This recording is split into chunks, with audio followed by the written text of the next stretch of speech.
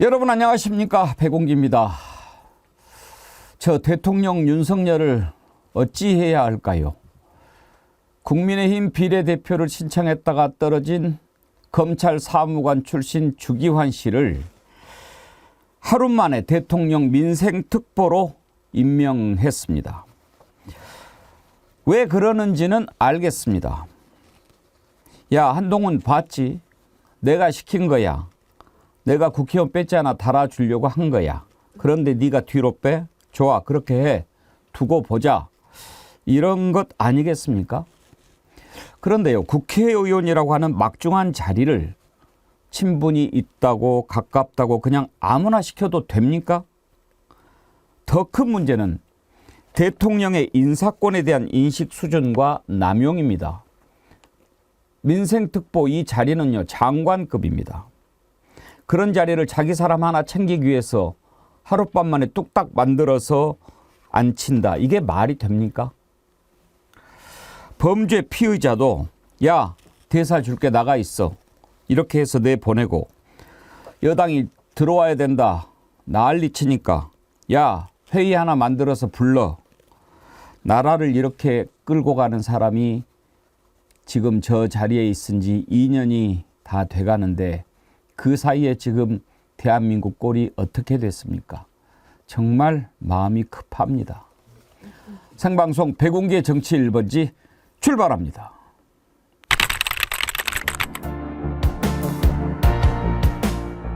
저는요, 딱 네 가지만 기억하시면 된다고 봅니다. 주가 조작. 주가 조작. 예. 그러면 이체 양명주로 합시다. 이태원 참사 유가족들을 한번 생각해 주시고요.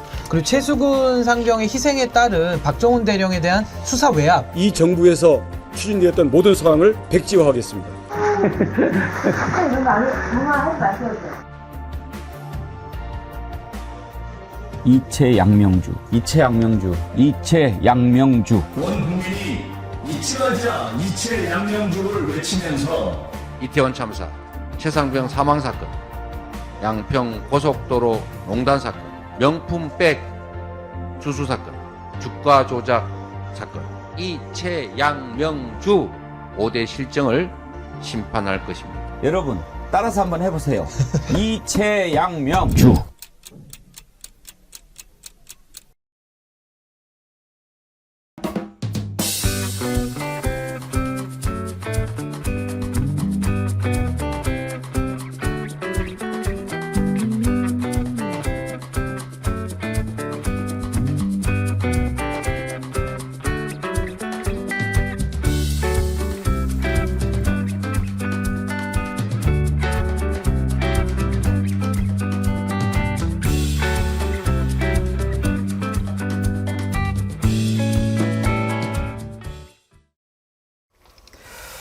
네, 사과 한 알에 10,000원씩 가는데 우리 착한 정어리몰이 좋은 사과를 구해서 이렇게 여러분께 드리고 있는데 너무 많이 주문하셔가지고 지금 좀 밀려 있어요.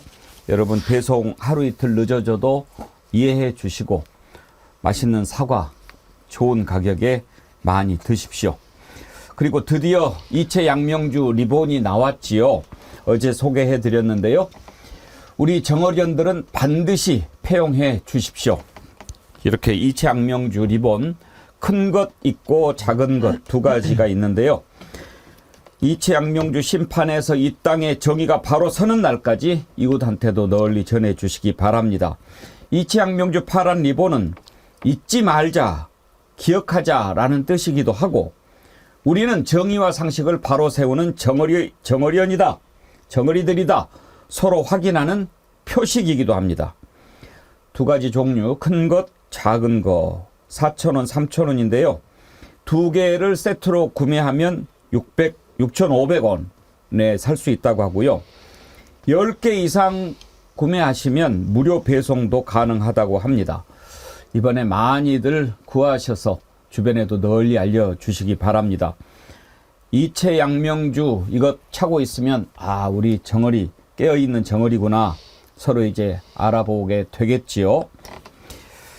오늘 함께 하실 세 분 패널 소개합니다. 장윤미 변호사, 김성환 시사평론가, 신인규 민심동행 창당 준비위원장 나오셨습니다. 어서 오십시오. 네, 안녕하세요. 지금 이치학명주 리본이 어제 시제품이 나와서 민주당 후보들 채워드렸는데 지금 막 만들고 있어요. 월요일쯤에는 이제 될 것 같은데 제가 나오면은 하나씩 채워드릴게요. 네, 예. 감사합니다. 저 이렇게 찾는데 어때요, 장 변호사님? 저는 예. 좋은데요. 되게 눈에 딱 띄고요. 이거를 어쨌든 온 국민들이 호응하고 있는 거 아니겠습니까? 그렇다면 그 호응에 대한 징표 성격이 있는 것 같아서 예, 더 저도 착용하고 다니도록 하겠습니다. 예, 노란 리본이 세월호를 상징했듯이 이제 이치학명주는 파란 리본이고요. 아, 참 이분들 소개 좀 해드리려고 그랬는데 방송 전에 김동일님, 범호랭님, 커팅어니언스님 정기후원 가입해 주셨는데 진심으로 감사드립니다. 커팅어니언스님은요, 알고 봤더니 우리 댓글창에 활발하게 들어와 주시는 미국에 살고 계시는 미국 간호사 프리실라님이십니다. 이런 글을 보내셨어요. 따님이 오픈해 놓은 컴퓨터로 가입했는데 직접 보내신 걸로 설명을 해드려야겠다. 아이고, 멤버십 지금 막 가입했는데 딸내미가 오픈해 놓은 컴으로 그냥 가입했더니 딸내미 닉네임 커팅어니언스로 가입이 됐어요. 앵커님, 커팅어니언스는 프리실랍니다. 그러셨는데, 예, 어제 어떻게 하면 가입할 수 있느냐 물어보시더니 하셨군요. 감사드리고요. 오늘 첫 번째로 이거 한번 좀 짚어봅시다. 저는 이걸 듣고 너무 좀 화가 많이 났어요. 주기환 씨 검찰 사무관 출신이죠. 지난번에 지방선거 때 광주시장 후보로도 출마를 했고 이번에 국민의힘 비례대표를 신청을 했어요. 아마 이제 신청할 때 뭔가 있었겠죠. 그랬는데 24번인가? 그 자리를 준 거예요. 한동훈 위원장이. 이거 뭐 24번 되겠어? 당선권이 안 되니까 나 안 해 하고 사퇴를 해버렸어요. 그랬다가 어떤 난리가 났습니까? 한동훈 위원장을 상대로 이철규 의원이 비난을 막 하면서 이거는 호남 뭐 배려도 아니고 막 이런 식으로 이야기를 한 겁니다. 공천 가지고 싸우는 거 뭐 있을 수 있는 일인데 이건 누가 봐도 윤석열과 한동훈의 싸움이 돼버린 거죠. 지금 선거 앞두고 이렇게 할 정신이 있을까요? 선거 생각이 윤석열 대통령한테는 있기는 있는지 모르겠어요. 선거를 이용해서 비례대표 내 가까운 사람들 막 팍팍 챙겨주고 이럴 생각만 했는지 그건 잘 모르겠습니다만 아무리 그렇다고 그 떨어지니까 그걸 하루 만에 하루도 안 됐어요. 18시간 만에 자리를 하나 딱 만들어서 임명장을 줍니다. 그 사진 한번 보여주십시오. 임명장 딱 주고 둘이 서서 사진을 찍는데 신인규 변호사님, 저 네. 주기환 씨가 검찰 사무관 출신이라고 그래요. 검찰 사무관하고 검사하고 그렇게 가까워요? 그러니까 이제 검찰 수사관들, 그러니까 수사관들은 일반직 이제 공무원들 중에서 이제 검사들을 이제 도와주는 이제 그런 공직 역할이고 이제 직렬 분류는 다릅니다만은 아무래도 뭐 윤석열 대통령이 검사 생활을 오래 했기 때문에 이제 검찰 재직할 때 이제 그런 검사와 수사관으로 인연을 오랫동안 맺어온 것 같은데요. 정치권에 넘어와서도 저런 식으로 그 주기환 위원장에 대해서 지속적으로 자리를 챙겨주려고 하다가 이번에 그게 안 되니까 이제 대통령실에 아예 장관급 특보 자리를 하나 만들어가지고 임명을 했는데요. 저는 이게 민생 특보던데 민생과 검찰 수사관 출신이 무슨 연관성이 있는 것인지 저는 매우 의아합니다. 그 특보라고 하는 자리가 이제 장관급이에요. 그 전에 있었던 사람들 다 장관급 대우 받았어요. 이동관도 그렇고 또 몇몇 사람 특보 출신이 있죠. 그런데 특보 기준이 있습니다. 대통령 비서실 규정인데요. 거기에 보면 아무나 하게 돼 있지 않아요. 해당 분야에 관한 학식과 경험이 풍부한 사람 중에서 위촉하도록 이렇게 대통령 비서실 직제 규정이 있습니다. 검찰 사무관만 했던 사람이 민생에 관해서 무슨 학식과 경험이 풍부하다고 본 걸까요? 김성환 평론가. 아마 그런 판단이 중요하지 않았겠죠. 그러니까 윤 대통령 입장에서는 비례 공천이 잘못된 거야. 이 얘기를 전해주고 난 다음에도 그걸 끝끝내 받아들이지 않았잖아요. 그 부분에 대해서 본인이 이렇게 생각하고 있다. 나는 한동훈 얘기를, 그러니까 한동훈의 비례공천을 나는 인정하지 않겠다고 하는 그런 의지를 이런 방식으로 보여준 것 같은데, 뭐 지금 이제 이종섭 호주 대사 문제도 역시 마찬가지지만, 그러니까 대통령의 5기 인사 이런 게 그대로 여기 드러난 것 같은데요. 그러니까 주특보가 2020년 4월 광주시장 출마했었잖아요. 그때 언론 인터뷰에서 이렇게 얘기했다고 합니다. 저와 윤 당선인의 관계는 20년간 끊어진 적이 없다. 단순히 술 한잔하는 관계가 아니라 속내를 다 털어놓는 관계다. 그러니까 술은 하기는 하는군요. 술은 하는 거죠. 그러니까 술친구라는 말이 그래서 나오는 거군요. 네. 그래서 그러니까, 그런 얘기가 나오더라고요. 황상무하고 술상무 왔다. 네. 그러니까 그게 과히 뭐 황당한 얘기가 아니고요. 뭐 지금 그 방통위원장인 방심위원장인 유임 방심위원장도 역시 뭐 술 마시는 관계다 이렇게 얘기를 했었고, 지금 뭐 대통령이 인사할 때마다 술 친구란 소리가 나오는데요. 이게 주특보가 1960년생으로 윤 대통령하고 동갑이래요. 예. 동갑이고 대구 고검에 윤 대통령이 좌천됐던 시절에 그때 광주지검.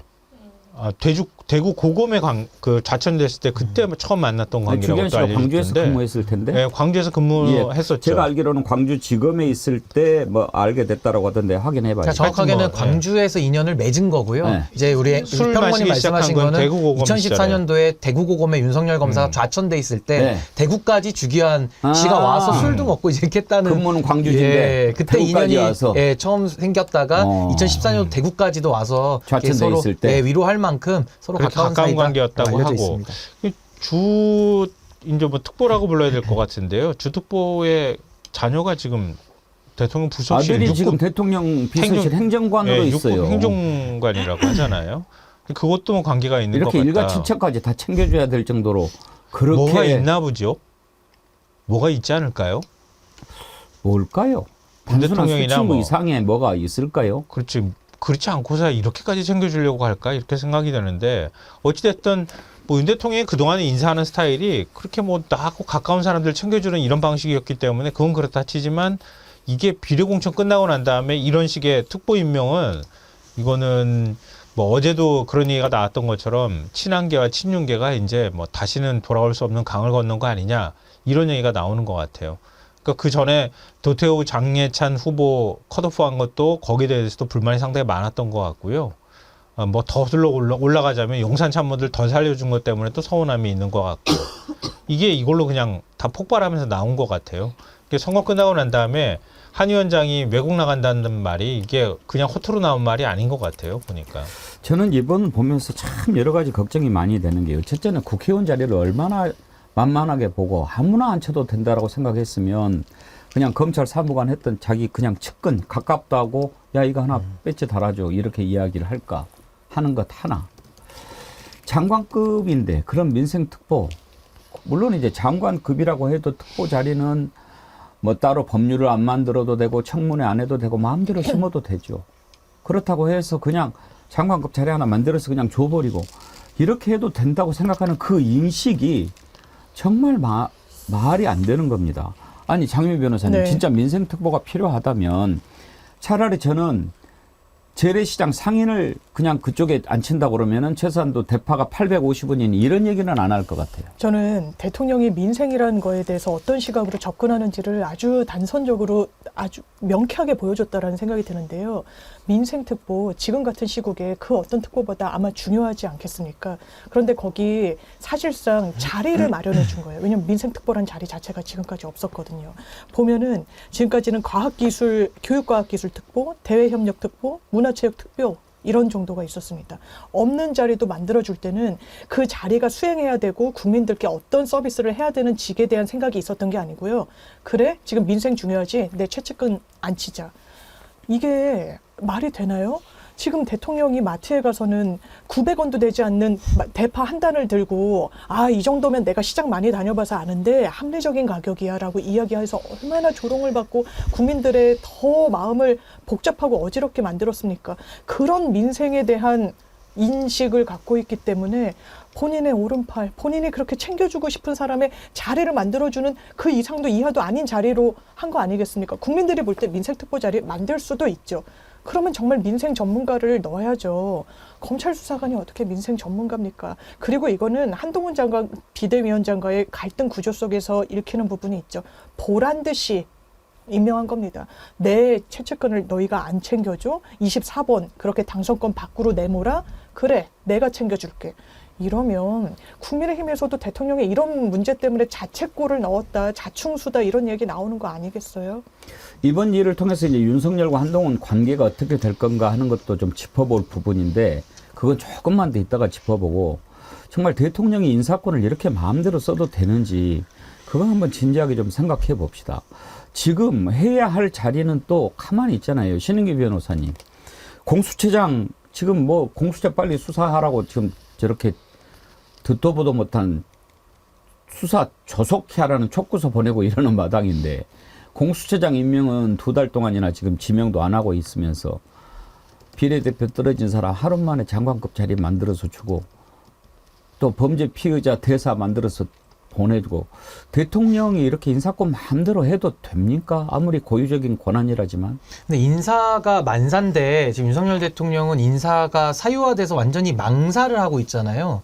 대통령의 공무원에 대한 임명 권한이 헌법에 나와 있습니다. 우리 헌법에 대통령은 헌법과 법률에 따라 공무원을 임면한다라고 되어 있는데 윤석열 대통령 기분 따라 하라고 하는 게 아니거든요. 윤석열 대통령 친분 따라서 하는 것도 아니고요. 또 한동훈 위원장에 대해서 뭘 보여주기 위해서 민생특보라는 걸 만들어가지고 자기 친구 갖다 앉힌다 그러면은 얼마나 민생에 대해서 대통령이 가볍게 인식하고 있는지를 국민들이 알면서 이거 약간 이용당한다는 느낌 들지 않겠습니까? 그래서 저는 지금 인사가 한두 개가 아니죠, 문제가. 보면은 특별감찰관 아직까지 임명 안 했고요. 공수처장 임명 안 했고요. 여가부 장관도 부처를 조정하는 게 아니라 지금 장관을 임명 안 하는 식으로 지금 가겠다라는 거거든요. 거기다가 지금 민생특보 같은 거는 본인이 필요하니까 만들어가지고 자기 사람들 갖다 막 꽂아줍니다. 이게 그 문명사회가 되면서 결국에는 대통령이라고 하더라도 자연인으로서 대통령이 있는 것이고 또 대통령은 기관으로서 대통령이 있는 것인데 지금 윤석열 대통령은 자연인으로서의 윤석열로서 대통령직을 지금 수행하고 있기 때문에 이 권력의 사유화라는 비판을 피할 수가 없고요.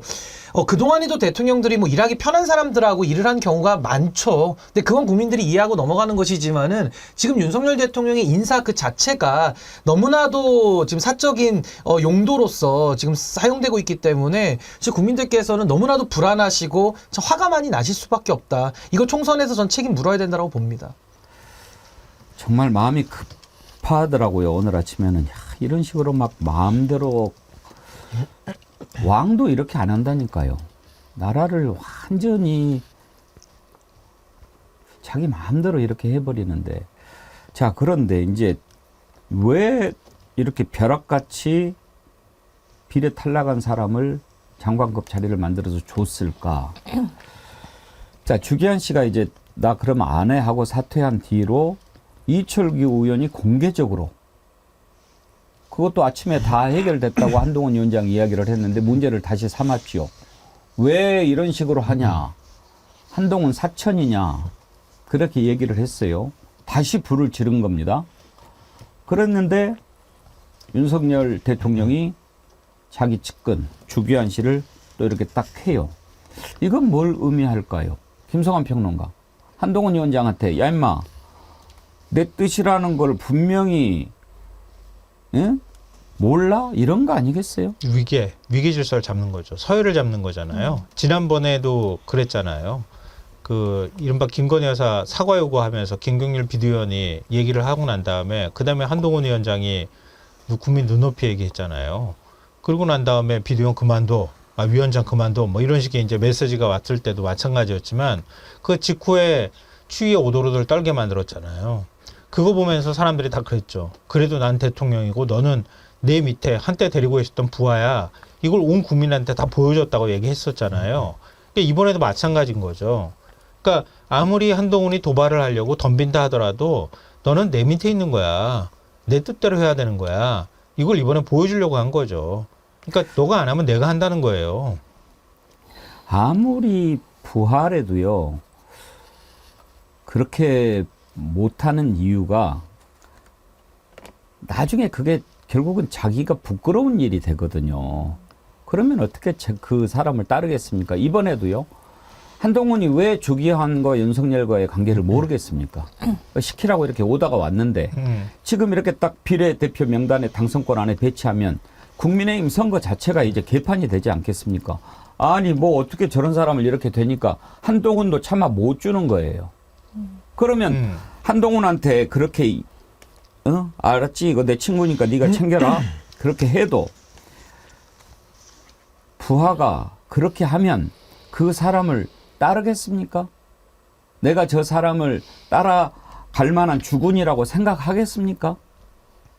그리고 정말 자기가 한동훈을 챙긴다면, 한동훈을 그 자리에 보냈다면, 그래서 챙겼다면, 챙겨서 보냈다면 그런 것을 안 시켜야죠. 아무리 가까워도 지킬 선이 있는 거죠. 그럼 네가 이걸 책임지고 다 하면 물론 그렇게 해도 믿지 않지만 될 만한 사람을 해야지. 장유미 변호사님, 네. 오죽 안 될 것 같으면 안 시켰어요? 안 시켰겠어요? 그렇죠. 저는 한동훈 그 비대위 체계의 비례 명단은 상당히 문제가 있다라고 생각하지만 주기환, 왜냐면 광주 시당 위원장이라고 해도 호남의 정치인 국민의힘 이 타이틀로 하시는 분들 많거든요. 그렇다면 후순위로 뺀 부분에 대해서는 어쨌든 정무적인 고려가 있을 겁니다. 짚어주신 대로 너무나 대통령과 붙어 있어요. 아들까지 챙겨줬다라는 의심이 지금 제기되고 있는데 비례 순번까지 당선권으로 해준다? 이건 대단히 국민의힘의 이 비례 공천을 어렵게 만들 수 있는 거죠. 그런 정무 판단조차 허용하지 못한다? 저는 이철규 의원의 어떤 비판이 상당히 의미심장한데 굉장히 강도 높게 당신 그렇게 나오면 나 그만두겠다. 여기에는 대통령의 의중이 실려 있는 것 같아요. 그리고 그걸 이철규 의원이 알지 못합니다. 본인은 내가 대통령 하수인이냐라고 받아치고 있지만 이 맥락에서 보면 계속해서 이 부분이 내관이 되고 있는구나. 그리고 대통령도 이 총선에서 국민의힘의 승리가 머릿속에 정확하게 자리 잡고 있지는 않을 수도 있겠다. 왜냐면 이거 당을 너무 어렵게 만들고 있으니까요. 물러서지 않잖아요. 없는 자리도 만들어서 하루 만에 보란듯이 자리 주고 임명장 주잖아요. 과연 이번 선거 어떻게 치르려고 하는 것인가. 이거는 국민의힘의 이런 후보자들이 아우성치고 있는 원인을 대통령실에서 제공하고 있는 거 아니겠습니까? 근데 저는 윤석열 정권이 너무나도 오만 방자하다라고 저는 볼 수밖에 없는 게 첫 번째는 그 비례대표에 대해서 폐지를 강하게 주장했습니다. 국민의힘이. 그 이유가요. 비례대표 자리를 갖다가 막천하니까 비례대표 없애자, 지역구만 하자라고 본인들이 주장했거든요. 근데 비례대표를 없애자라고 주장했던 그 병폐, 그 해악 같은 짓을 그대로 하고 있습니다. 자기 측근들 지금 자리 챙겨주려다 좀 실패한 거 아니겠습니까? 그러니까 참 이런 식의 좀 이율배반적인 모습이 그대로 드러났고 또 하나는 그동안에도 정권 잡으면요. 권력자와 가까이에 있던 분들 내지는 과거의 인연이 깊어가지고 어떤 자리를 갔을 때 오해를 받는 분들은 일부러라도 뭐 해외에 나간다거나 뭔가 이렇게 거리를 두면서 조용하게 조신하게 좀 처신을 하고 이랬거든요. 근데 윤석열 정부는 얼마나 국민 알기를 우습게 알면요. 그냥 드러내놓고 합니다. 측근인 걸 더 부각시키고요. 지금같이 이렇게 오해받는 시점, 국민의 미래 그 비례대표에서 탈락하고 나니까 윤석열 대통령이 본인의 힘을 과시하기 위해서 측근에게 자리를 만들어주면서 또 당당하게 사진까지 찍으면서 이렇게 자리를 챙겨주는 이 오만불손함과 국민 알기를 너무나도 우습게 하는 이 태도가 전체 국정 운영에 깔려있는 그 정신이 그대로 드러난 인사 아니냐. 너무 심각합니다. 저는 좀 정말 이해가 안 되는 게요. 예를 들어서 정말 미안해서 나한테 좀 챙겨준다고 약속했는데 안 됐으니까 그러면은 조용히라도 주겠어요. 그걸 와이프까지 오라고 그래가지고 찍어서 뉴스에 내보내고 난 그 정신 상태를 어떻게 봐야 될까요? 참모들도 잘 모른다잖아요. 대통령이 왜 저러는지 잘 모른다잖아요. 며칠 사이에 그 보수신문들이 다 그렇게 얘기하고 있어요. 아니 그렇게 하면 왜 국민들이 어떻게 볼까 그런 생각을 안 하는 거죠. 그러니까 이종섭 대사 임명도 마찬가지잖아요. 대사 임명한 지 11일 만에 구매로 불러가지고 이 시끄러운 소동을 만들어가지고 다시 불러서 그것도 말도 안 되는 공관장회의라고 열어가지고 열다고 명분 만들었는데 그것도 안 된다는 얘기를 듣는데 그런데 왜 그러면은 호주 대사를 그렇게 급하게 그것도 신임장 원본도 아니고 4번 들려 내보내가지고 대사직도 제대로 수행 못하게 만들고 왜 그렇게 내보냈냐는 거예요. 상식적으로 이해가 안 되잖아요. 더군다나 총선을 한 달 앞둔 상황에서 그런 일을 벌였고 지금도 총선이 2주밖에 안 남았는데 내 사람 챙겨주겠다고 이렇게 공천했다는 뒷말이 나오게 만드는 걸 이걸 어떻게 상식적으로 이해할 수 있겠냐고요. 이제는요, 제가 화도 안 나요. 그전에는 막 이런 거 생각하면 분통이 터져서 화도 내고 막 욕도 하고 그러니까 우리 애청자님들이 걱정하시는데 오늘은 좀 국민의힘이 불쌍해요. 선거 지금 이제 초읽기 들어간 거 아닙니까? 19일 남았는데 일자로 들어가면 이제 내일 모레 아닙니까? 선거 앞두고 대통령이 이렇게 하고 있는데 국민의힘 후보들 싸울 생각이나 나겠습니까? 난 진짜로는 아닌데 국민의힘 후보들 불쌍해요, 장미 변호사. 그러니까 인터뷰 내용을 보면 아우성이에요. 처음에는 너무 이 난관들이 많으니까 서울 수도권이 아무래도 이런 이슈에 좀 출렁이기도 하고 예민한 유권자분들이 많으시니까 서울, 경기, 인천 쪽 이 후보자들부터 한동훈 위원장이 어쨌든 대통령실과 각을 세워주니까 우리 너무 땡큐다 이런 인터뷰를 하는데 전 김태호 의원도 삼선을 했고 지금 언론에 정확하게 이종섭 전 장관 사퇴해라. 민간인 신분으로 정확하게 조사받으라고 이야기합니다.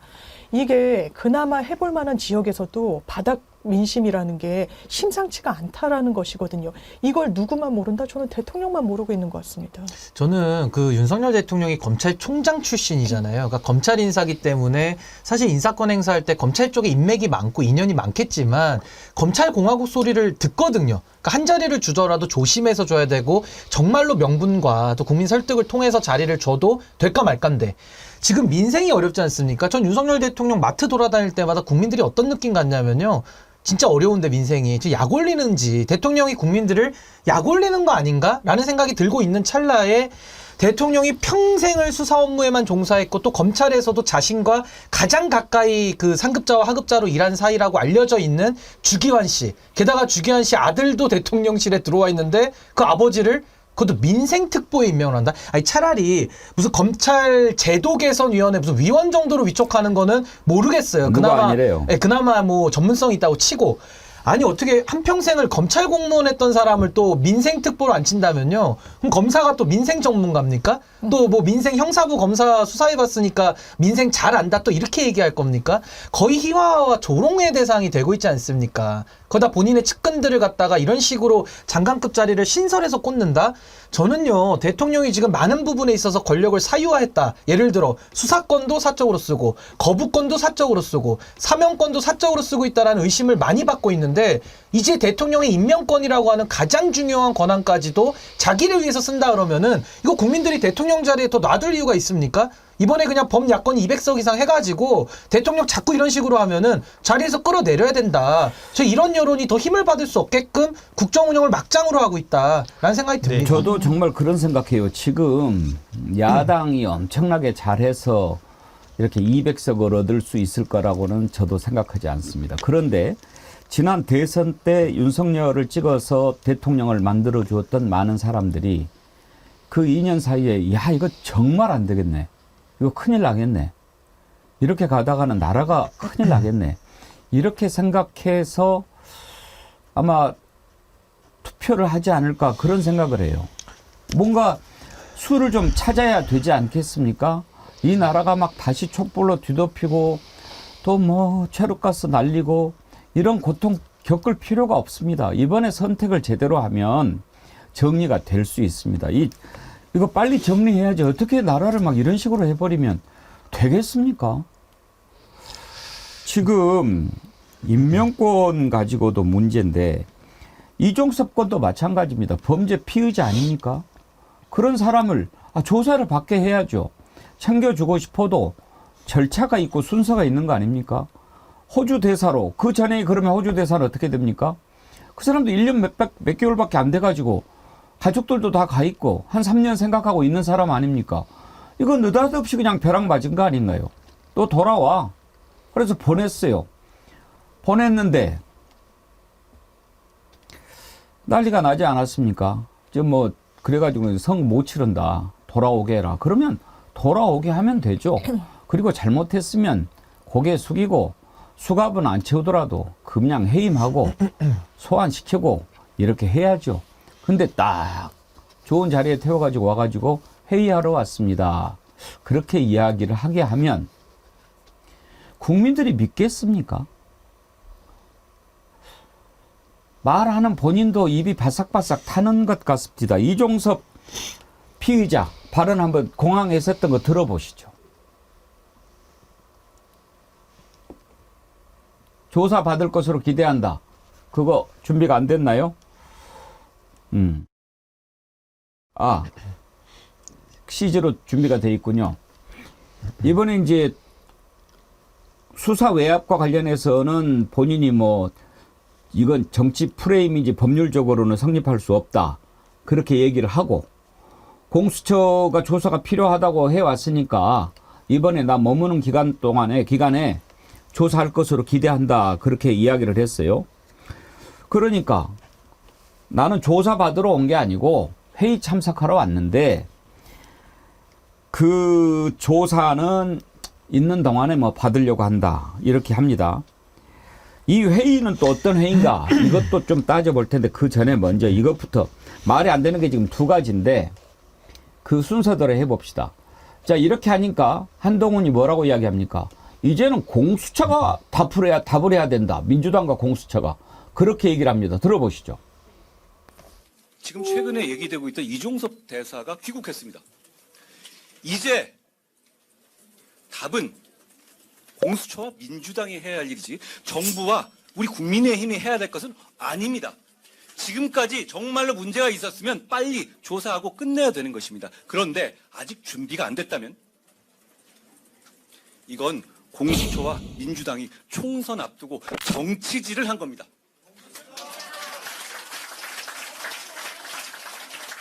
우리는 외교 결례를 무릅쓰고 현직 대사를 귀국하게 했습니다. 그러면 만약에 아직도 준비가 안 돼 있었다면 이 총선을 20일 앞두고 이렇게 시끄럽게 하는 것, 저는 검사 오래 했지만 이렇게 중요한 선거 앞두고 이렇게 시끄럽게 언론 플레이하고 직접 입장문까지 내는 수사기관을 본 적이 없습니다. 게다가 준비가 되고 다 기소할 상황이 됐다면 모르겠습니다만 아무것도 준비가 안 됐다고 하지 않습니까? 자, 이제 답은 공수처가 해야 됩니다. 아니, 장유미 변호사님, 공수처가 불렀습니까? 그러니까요. 저렇게 이야기하면 안 돼요. 한동훈 비대위원장은 지금 할 말이 있습니다. 사퇴시키라고 대통령실에 이야기해요. 해야 돼요. 그게 국민의힘 총선 승리 견인하는 길입니다. 지금 공수처가 불러서 들어왔나요? 아니에요. 4월 22일 날 재외공관장 회의가 예정돼 있었습니다. 그때 나갈 때도 그때 들어오면 된다라고 큰 소리 뻥뻥 쳤어요. 근데 그런 기류가 아니거든요. 그러니까 갑자기 그 6개 국가만으로 추린 재외공관장 회의를 다시 만든 거예요. 그리고 이 재외공관장 연례 회의도요. 원래 4월 달로 예정돼 있던 다 줌으로 했다는 거예요. 그 회의 때문에 다 귀국할 수 없는 거 아니겠습니까? 근데 일단 들어와요. 저는 송영길 전 대표 이야기를 안 드릴 수가 없는데요. 송영길 전 대표, 저도 어떻게 보면 부적절했다고 생각합니다. 프랑스에서 귀국해요. 그리고 검찰이 프랑스에서 온 지 얼마 안 됐으니까 출국금지 내립니다. 이게 한 4월이었어요, 작년. 그럼 언제 불렀는지 아세요? 연말에 불렀어요. 그동안 송영길 전 대표가 뭐라 그랬습니까? 나 제발 불러라. 나 검찰 조사에 응하려고 나 들어왔다. 검찰이 택도 없는 소리 하지 말란 취지로 이야기했죠. 그건 우리가 선택하는 거다. 그때 국민의힘이 뭐라 그랬는지 아세요? 수사 쇼핑하듯이 받지 말라 그랬습니다. 한동훈 얘기한 것도 우리가 준비해 놨어요. 네. 그때 한동훈 뭐라고 얘기했는지 법무부 장관 때 알겠습니다. 한번 들어보죠. 송영길 전 대표 오늘 출석해서 뭐 김건희 여사 수사는 안 하고 정권 사병 역할만 하고 있다 검찰이 이렇게 비판했는데 좀 어떻게 보실까요? 오늘도 또 나오셨나요? 예. 다음 주 초에 송영길 대표님 본인의 당선을 위해서 돈봉투 뿌렸다는 혐의로 민주당 국회의원 2분에 대해서 체포동의안 표결이 예정돼 있죠. 이렇게 수사는 일정에 따라서 진행되고 있는데요. 그러니까 본인이 마음 다급하시더라도 절차에 따라서 수사에 잘 응하시면 될 것 같습니다. 본인 마음이 다급하시더라도 절차에 따라서 장관 때 저렇게 얘기를 했어요. 그러니까요. 공수처 탓할 거 없습니다. 지금 공수처랑 신경 좀 버리죠. 왜냐하면 출국금지도 공수처에선 본인들 요구한 적 없다라고 했는데 대통령실에서 공식 입장으로 공수처에서 요구해가지고 출국금지 풀어줬다라고 하니까요. 누구 말이 맞을까요? 출국금지와 관련된 관계 법령을 찾아보면요. 이 권한을 가진 건 법무부입니다. 누가 거짓말하고 있는 걸까요? 그리고 이 수사, 공수처, 물론 지금 수사력, 그리고 이 여러 뭐 차장, 처장 다 공석으로 돼 있는 부분, 안에 내부 사정도 복잡한 부분이 있죠. 그런데 수사의 그 원점으로 돌아와서 살펴보면요. 이 수사, 이종섭 전 장관이 핵심 중에 핵심 연결고리입니다. 어떤 연결고리냐고요? 이 수사단의 수사와 이 대통령실의 연결고리입니다. 왜냐하면 피고발인의 윤석열 대통령이 있거든요. 그리고 장관이 결재까지 했는데 그게 뒤집어질 정도면 누구의 입김이 있었을 것인가? 누구의 호통과 경로가 있었을 것인가? 지금 박정훈 대령도 재판에서 이른바 VIP, 대통령의 어떤 문제 제기가 있었다고 이야기하고 있는 거 아닙니까? 그걸 막기 위해서 그러면 큰 수사가 되는 거죠. 대통령까지 어떻게든 경유해야 되는 수순의 수사인 겁니다. 지금 안 부른다라고 큰 소리 땅땅 칠 수 있습니까? 지금 공수처 수사 받을 겁니까? 안 받는다고 하고 공수처가 안 부른 때는 또 뭐라고 얘기할 겁니까? 공수처가 24시간 편의점입니까? 녹색정의당 부대변인이 뭐 백화점 쇼핑점으로 생각하냐 그렇게 얘기를 하던데 들어보시죠. 이종섭 대사는 입국하는 자리에서 자신감 넘치는 표정으로 체류 기간 중 조사받기를 희망한다고 했습니다. 황당한 말입니다. 본인 일정에 맞춰 조사를 준비해 놓으라니 공수처 수사를 백화점 쇼핑점으로 생각하는 듯합니다. 이 넘치는 자신감의 비결은 든든한 대통령 백입니까? 아울러 한동훈 비대위원장에게도 한 말씀 드리겠습니다. 이종섭 대사의 입국 소식을 알리며 다 해결됐다고 자신 있게 외쳤지만 사건의 본질인 대통령실의 수사 외압 의혹이 철저히 규명되기 전까지 해결은 있을 수 없습니다. 이종섭 대사의 입국은 시작일 뿐입니다. 이종섭 대사의 즉각 해임과 공수처의 철저한 수사를 거듭 촉구합니다. 아니 신은기 변호사님 수사를 하려면 예를 들어서 이제 지금 이종섭 피의자는 최정점 바로 아래 아닙니까? 그러면 대개 수사 절차가 관련된 증거 자료 수집하고 참고인들 불러서 조사하고 핵심은 맨 마지막에 딱 불러서 하는 것 아닌가요? 근데 뭐 한동훈 위원장이 평생을 검사로 지냈고 법무부 장관까지 했는데 그 절차를 몰라서 저러겠습니까? 저는 옛날에 그 박명수 씨가 불렀던 바보에게 바보가라는 노래 제목이 있는데 한동훈이 한동훈에게 지금 답을 주고 있지 않습니까? 아까 그 첫 번째 봤던 한동훈 위원장의 지금 발언과 작년에 그 법무부 청사 드나들면서 여유 있게 송영길 대표에 대해서 마음이 다급해도 좀 기다리시라라고 말하는 이 한동훈을 갖다가 답으로 드리면은 뭐 이거 간단하게 해결될 문제라고 저는 생각이 우선 들고요. 저는 이게 그냥 기본적으로 생각할 때 우리가 공수처법 3조 3항도 여러 차례 설명드리지 않았습니까? 공수처의 수사를 방해할 수가 없어요. 대통령이라고 할지라도. 근데 핵심 피의자를 대사로 임명해서 해외로 보내버리면은 수사에 차질을 주지 않습니까? 뭐 과도하게 말하면 수사 방해가 되는 거고요. 왜 그런 오해를 받을 수 있는 행동이라도 윤석열 대통령이 하냐는 겁니다. 여기에 대해서 일단 답을 해야지 귀국됐으니까 우린 할 거 다 했다. 이런 태도는 총선 때 더 때려달라라는 얘기로 저는 보여지고요. 저는 공수처랑 민주당을 하나로 묶는 저 한동훈 위원장의 인식에 대해서 정말 개탄스럽고요. 저런 인식을 가진 사람이 집권여당을 이끌고 있으니 지금 국민의힘이 저 모양 저 꼴 아닌가라는 생각이 들었고 윤석열 대통령이 손대는 것마다 다 망가지고 있습니다. 오히려 손을 안 대주시기를 제가 국민의 한 사람으로서 부탁드리고 싶은데 그래서 제가 한동훈 위원장이 일하게 해주십시오라고 할 때마다 제발 일하지 마시라고 그렇게 얘기를 하고 싶다. 아니 그래서 전 200석이라도 야권이 좀 가져야 된다고 보는 게 대통령이 이런 짓 하면 탄핵이라도 걸어서 직무정지 6개월씩이라도 끊어놔야 될 것 같아요. 제 생각에는 분할식으로라도. 왜 그러냐면 잼버리 손댈 때마다 다 망가졌죠. 엑스포 손댈 때마다 29표 받았죠. 의료 손댈 때마다 의료시장이 아예 무너지고 있습니다. 게다가 지금 마지막 남은 이 외교 안보까지도 이종섭 건을 통해 가지고 완전히 무너뜨리고 있거든요. 아니 이제 내치와 외치를 다 망가뜨리면 그런 대통령이 뭐더러 더 자리를 지키고 왜 인사권을 행사하고 저러고 있어야 됩니까? 왜 국민의 세금을 대통령과 대통령 배우자에게 제공해야 됩니까? 저는 지금 저 한동훈 위원장의 본인의 1년 전 발언 좀 부끄럽지 않습니까? 본인이 그렇게 얘기를 해놓고서 지금 아무리 다급하다고 저런 식으로 말을 바꿔서 공수처와 민주당을 한 몸으로 묶는 저런 행동에 대해서는 좀 국민들 보시기에는 이제 그만해라. 정말 좀 많이 했다라고 저는 국민들 말씀하실 것 같습니다. 근데 한동훈 위원장이 그 여의도 사투리 안 쓰겠다 그랬잖아요. 서초동 사투리가 여의도 사투리보다 훨씬 더 심한데요. 훨씬 더 심각하다 이런 생각이 드는데요. 그리고 저는 지금은 이제 정치가 힘든 거라는 거를 깨닫고 있지 않을까 그런 생각이 들어요. 근데 한동훈 위원장 그리고 또 지금 그 공수처 문제 가지고 얘기할 때 좀 간호법 문제가 떠올랐어요.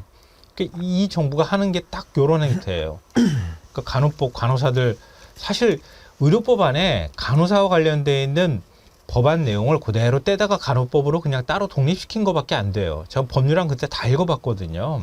근데도 불구하고 그 의사들 쪽에 손들어준다고 국민의힘이 막 밀어붙이고 대통령이 간호법 거부했어요. 그리고 지금 의대 정원 문제 때문에 의사들이 지금 나 진료 못하겠다 그러고 사실은 다 사표 내고 나가고 있는 거잖아요. 그랬더니 간호사들 동원하겠다고 해서 간호법 내용보다 더 강화되어 있는 내용을 지금 하겠다고 만들겠다고 얘기해요. 공수처장 이것도 역시 마찬가지예요. 호주 대사 임명하겠다고 막 그렇게 해놓고 난 다음에 그거 임명하면 안 된다고 조금만 기다리라고. 아니 총선 끝나고 난 다음에 임명해도 되지 않느냐고 그렇게 얘기했는데도 그걸 굳이 그렇게 내보냈어요. 4번 들려가지고. 내보내고 난 다음에 그 다음에 공수처 가지고 막 공수처 수사 안 한다고 난리치잖아요. 근데 더 웃기는 건 뭐냐면 공수처장이 지금 2달째 공석이잖아요. 공수처장 후보 2명 추천했어요. 그것도 자기 마음에 드는 사람 집어넣으려고 여권 추천 인사를 추천했음에도 불구하고 공수처장 후보 추천위원회에서 2명 추천하는데 7번 회의 열었어요. 7.8기 끝에 겨우 회의 열어가지고 여당 추천한 후보를 지금 추천위원회에서 2명을 추천했어요. 한 사람이 오동훈 변호사인데요. 판사 출신이에요. 공수처 수사력이 부족하다 뭐 이런 것 때문에도 논란이 좀 되고 있는데요. 이것도 여당 추천 인사예요. 그리고 지금 또 한 명이 이명순 변호사거든요. 근데 이명순 변호사는 우검회라고 하는 친목 모임에 소속돼 있대요. 근데 윤 대통령이 거기 들어가 있었다는 거예요. 우검회는 우직한 검사들의 모임이라고 합니다. 윤 대통령뿐만 아니라 한동훈 비대위원장, 이완규 법제처장, 김수남 전 검찰총장 이런 사람이 여기에 들어가 있다 그래요. 근데 임명 안 한 거예요, 자기가. 지금 임명하면 되거든요. 그래서 인사청문회 거치면 된단 말이에요. 근데 결국은 한 명 자기 마음에 드는 사람 안 뽑았다고요. 추천 안 해준다고 해가지고 계속 비토놓다가 결국 마지막에 더 이상 공백 사태 방치하면 안 돼라고 해서 그래가지고 추천을 한 거예요. 대통령이 그래도 마음에 든다는 사람이라서. 그렇게 했는데 공수처가 지금 제대로 수사 안 한다고 또 공수처를 막 드자비하듯이 두드려 패요. 이런 식으로 국정을 운영한단 말이에요. 자기가 필요할 때는 다 버리거나 안 했다가 자기가 아쉬우면 또 쓰거나 아니면 또 거꾸로 이런 일들을 만들어내고 있단 말이에요. 이게 뒤죽박죽인 거예요. 그래서 저도 이종섭 대사의 아까 그 발언을 제가 조금 더 좀 비판을 하고 싶은데요. 이게 지금 외압의 진실이 없다, 외압이 없다라고 주장하는데 제가 반대로 외압의 증거를 몇 가지만 말씀드리겠습니다.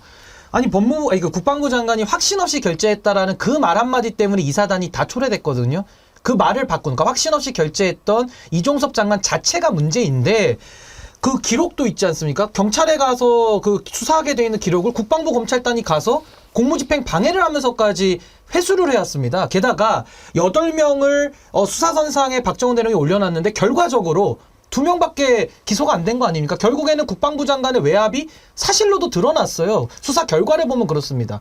근데 이거를 그냥 넘어가라고요? 게다가 핵심 피의자인데 이종섭 피의자는 또 호주로 좀 빼돌리고 있고 그렇기 때문에 이거는 수사 필요성이 너무 크고요. 또 하나는 이종섭 대사가 현직 지금 이 시간에도 호주 대사 아닙니까? 호주 대사면은 단 1분 1초라도 호주 교민들을 위해서 내지는 대한민국의 국익 외교를 위해서 쓰여야 될 분인데 이분이 지금 국내에 들어와 있습니다. 공수처에서 부르라고 하는데 수사 받아보시면요. 이런 사안 공수처 들어가면 하루 이상 조사받아야 됩니다. 그러면은 지금 공모하러 들어오신 분이 호주 대사 신분인데 그 소중한 시간을 본인 수사받는데 그렇게 하루 이틀씩 써야 되겠습니까? 그러니까 그만두란 얘기거든요. 그래서 저는 지금 윤석열 대통령과 이종섭 피의자가 되도 않는 일을 지금 계속 벌이고 있기 때문에 이거 아마 수습이요 더 어려워질 겁니다. 빨리 지금이라도 중단하시고 순리대로 돌아가는 것이 유일하게 살 길이다. 저 그 말씀 꼭 드리고 싶습니다. 한 위원장이 외교 결례라는 표현 썼잖아요. 지금 외교 결례는 윤석열 대통령이 외교 결례하게 만든 거예요. 지금 보수 언론도 오늘 외교적으로 이게 얼마나 큰 문제가 네. 되는지 계속 쓰더라고요. 뭐 오늘뿐만 아니라 계속 지금 쓰고 있는데 이건 진보 보수 상관없이 전부 다 공히 비판하고 있는 부분인데요. 지금 사본 들고 나갔잖아요. 신임장 원본 못 들고 나가가지고 외교 활동을 못 하고 있다는 거예요. 공개 활동은 이 대사가 공개적으로 활동한 건 한국점 참전 기념비 방문 헌합밖에 없었대요. 왜냐하면 원본을 들고 가지 않으면 부임한 국가 원수에게 신임장 원본을 제출할 수가 없고요. 그러면 입법, 사법, 행정 3부 요인 예방도 못하고 언론 인터뷰 같은 것도 못한다 그럽니다. 그러니까 재정 전에는 현지 교민이나 한인 기업인들과 면담하는 하는 것도 지금 그 제대로 못한 거예요. 지금 한 사람도 못 만났다는 거예요, 제대로. 그렇게 했고요. 지금 한국과 호주 간 뭐 국방장관 2+2 회담 때문에 방산 문제 협의한다고 얘기하잖아요. 그게 많은 분들이 우리나라에서 열릴 거니까 그것도 대비하기 위해서 준비하기 위해서 우리나라 들어왔다고 생각하시잖아요. 이번엔 호주에서 열린대요. 근데 한국에 들어와가지고 이거 회의 열릴 때까지 있을 거예요. 이렇게 얘기하는데 호주의 주재국 대사가 호주에 있어야 이 회의를 준비할 거 아니에요. 근데 그 사람을 지금 한국으로 불러다 놓은 거예요. 그러니까 앞뒤가 하나도 안 맞는 걸 지금 얘기를 하고 있는 거예요. 말이 안 되는 거죠. 아니 그런 회의가 뭐 이렇게 있었고 전례가 있었다면 그러니까 이거 누가 봐도 야 그냥 부르면은 내가 잘못한 게 인정이 되잖아. 그러니까 회의를 하나 만들어 빨리 그랬겠죠. 그럼 외교부가 막 연구를 하다가 야 무슨 회의가 좋겠어. 뭐 호주 뭐 방위 사업이니까요. 그럼 방산 협력과 관련해서 공관장회를 하나 했으면 좋겠습니다. 그거 만들어. 그 뭐 어떻게 나라 불러 뭐 아무래도 그 관련된 게 호주, 사우디, 아랍에미리트, 인도네시아, 카타르, 폴란드 한 6개 나라 부르면 안 되겠습니까? 빨리 만들어. 뭐 이렇게 한 것 같아요. 그런데 이게요. 이런 회의가 작년에 9월에 있었어요. 그때 화상으로 했어요. 그리고 다음 달 22일에 세계 각국의 주요 공관장들이 다 모이는 회의가 있습니다. 그때 해도 돼요. 그런데 이런 회의를 한다고 불러요? 오늘 기사를 보니까 외교부가 험지에 근무하는 재외 공관원들을 대상으로 1년에 한 번씩 의료 목적으로 귀국을 하는 그런 게 있더라고요. 지금 이게 중단이 됐대요. 왜? 출장비가 부족해서. 예산이 없어서. 그런데 지금 이런 뭐 급조된 회의를 하기 위해서 6개 대사가 오고 가고 하면은 그 예산은 그러면 지금 어떻게 쓰겠어요? 이걸 뭐 이렇게 누가 봐도 급조한 것인 것 다 나오는데 그러니까 기자가 국방부 대변인한테 그렇게 뭐 물어보니까 국방부 대변인이 뭐 역정을 내더라고요. 그거 한번 보실래요?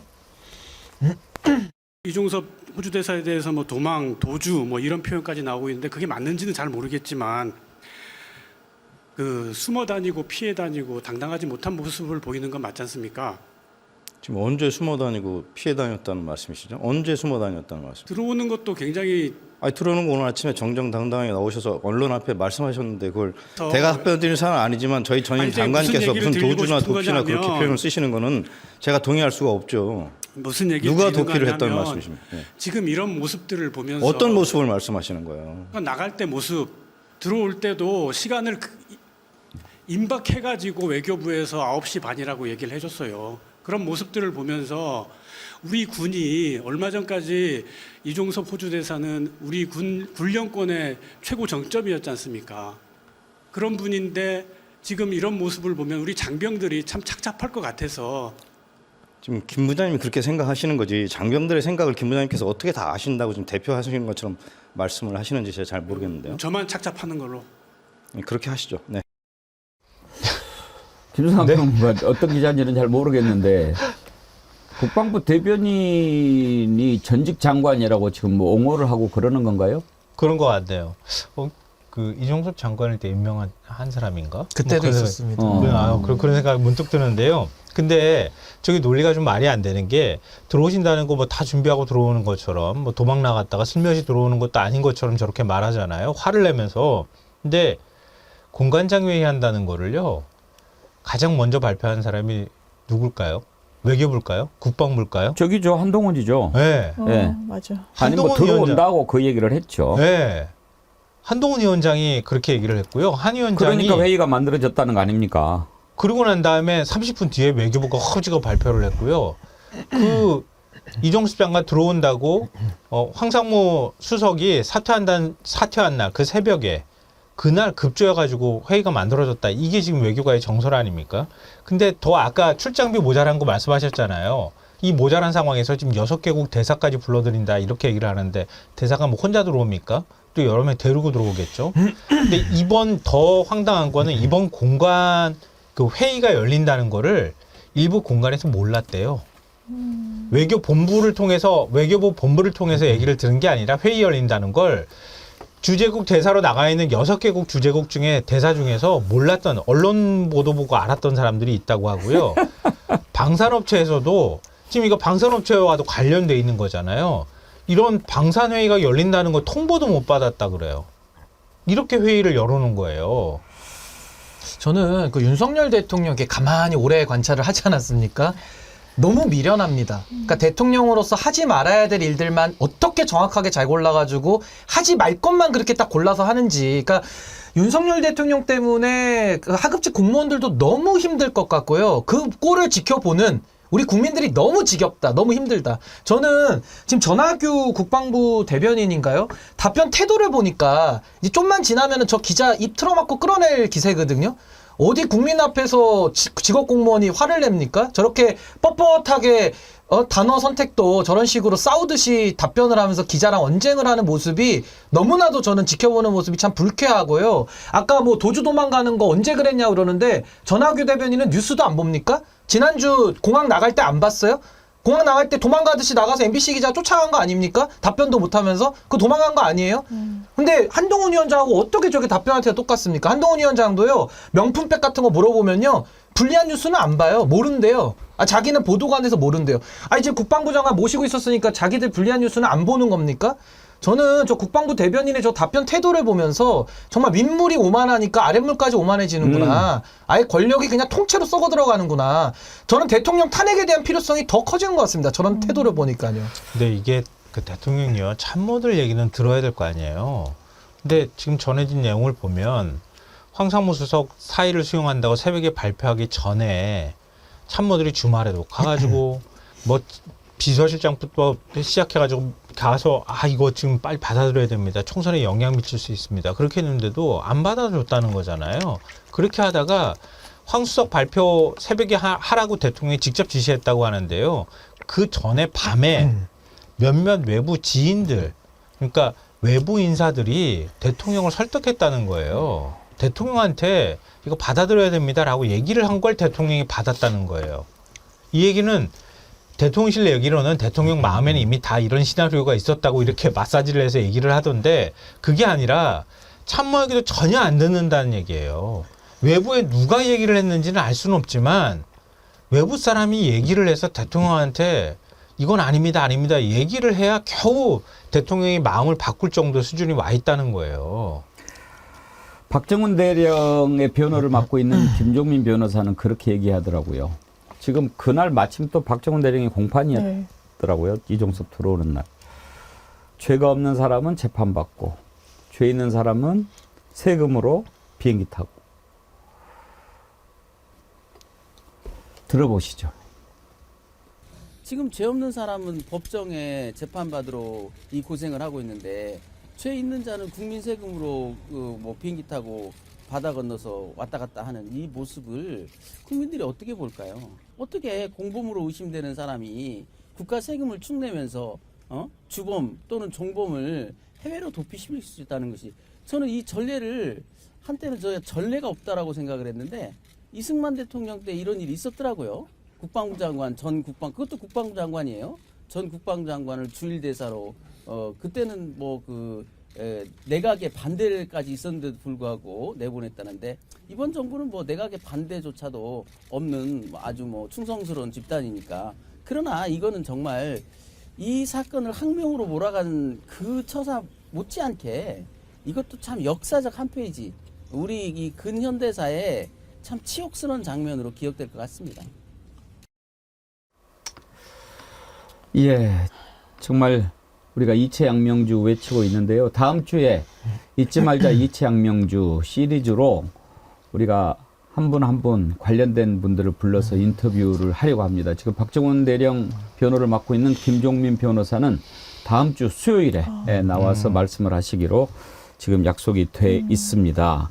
그때 좀 더 들어볼 텐데 박정훈 대령 입장에서 보면은 얼마나 황당하고 정말 나라를 위해서 평생 몸을 바쳤던 그런 사람인데 지금 박정훈 대령 아들도 지금 군에 있다고 하는데 육사라고 뭐 하니까요.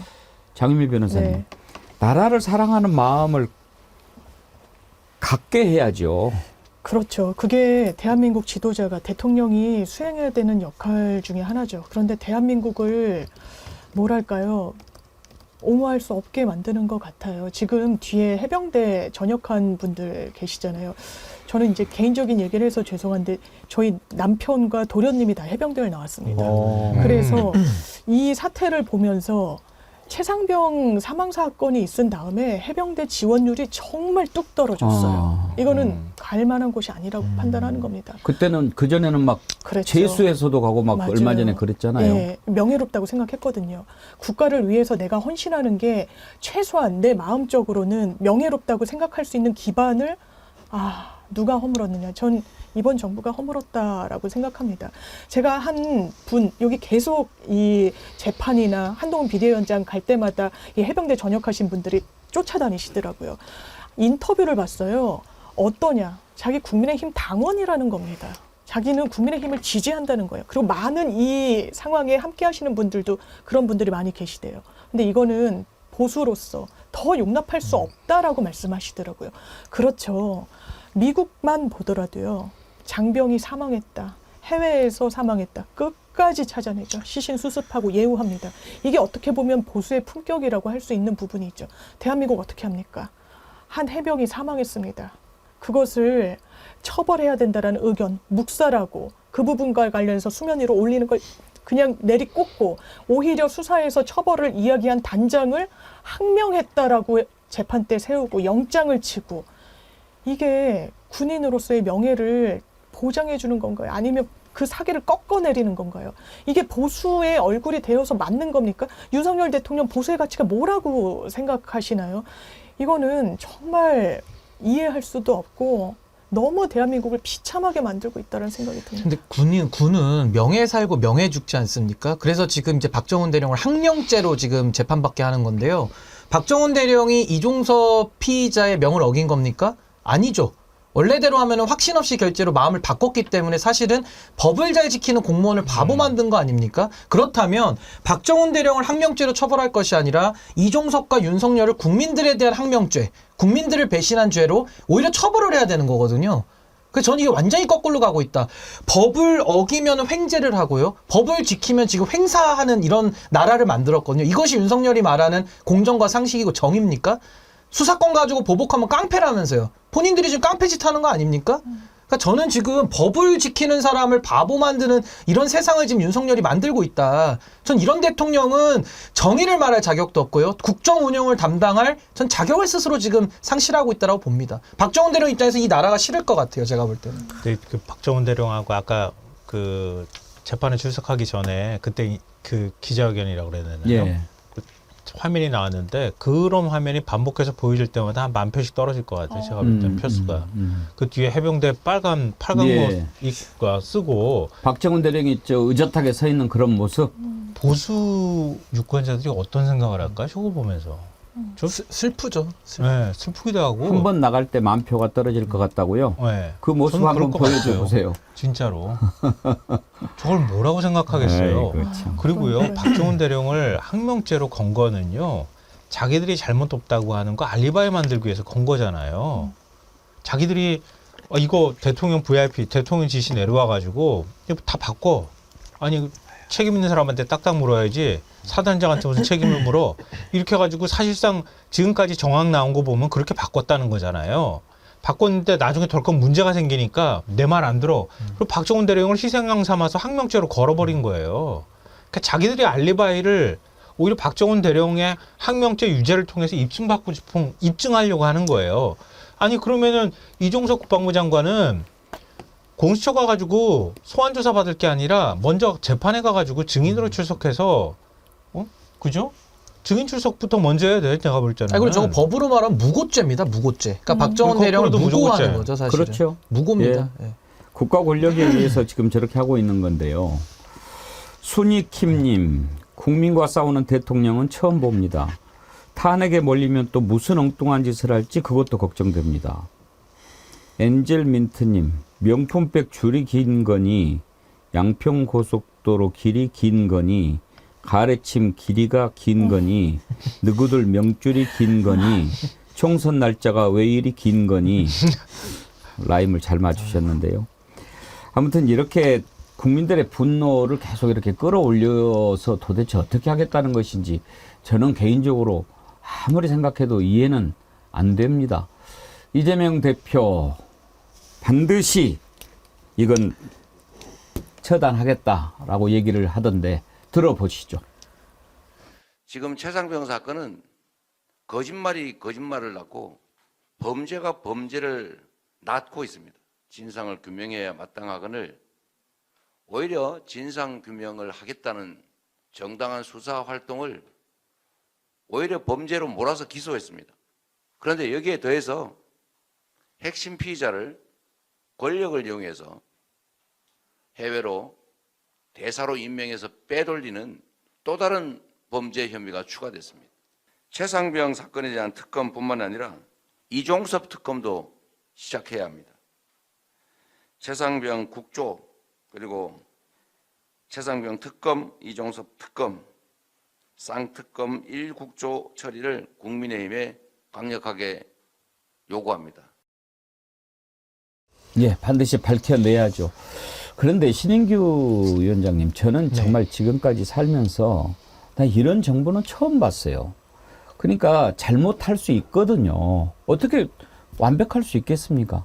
잘못하면 대체로 지금까지 정부들은 좀 감추다가 들통나면 사과해요.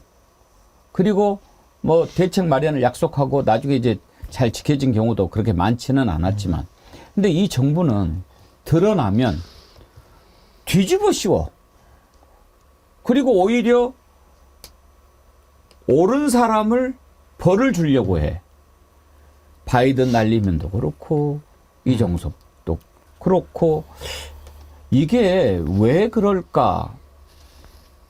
우리가 얼른 생각하기에는 검찰들이 막 뭐 조작 수사 막 이런 얘기 많이 하고 그러는데 그따위로 살아서 그런 게 아닌가 그런 생각이 좀 드는데 어떻게 제가 생각이 좀 잘못된 걸까요? 그러니까 저는 뭐 특수부 검찰을 제가 다 매도하고 싶지 않고요. 우리의 슬픈 역사를 좀 되돌이켜 봤을 때 과거 이제 공안 사건이나 이제 특수 사건에서 가해자 피해자 바꿔치는 경우가 굉장히 많았습니다. 뭐 비견한 예로는 뭐 DJ 대통령도 가해자로 많이 몰린 거 아닙니까? 사실은 낙인 받아가지고. 근데 뭐 최근에 윤석열 정부 들어와서도 MBC가 사실은 피해자 가해자 바꿔치기로 한번 당했죠.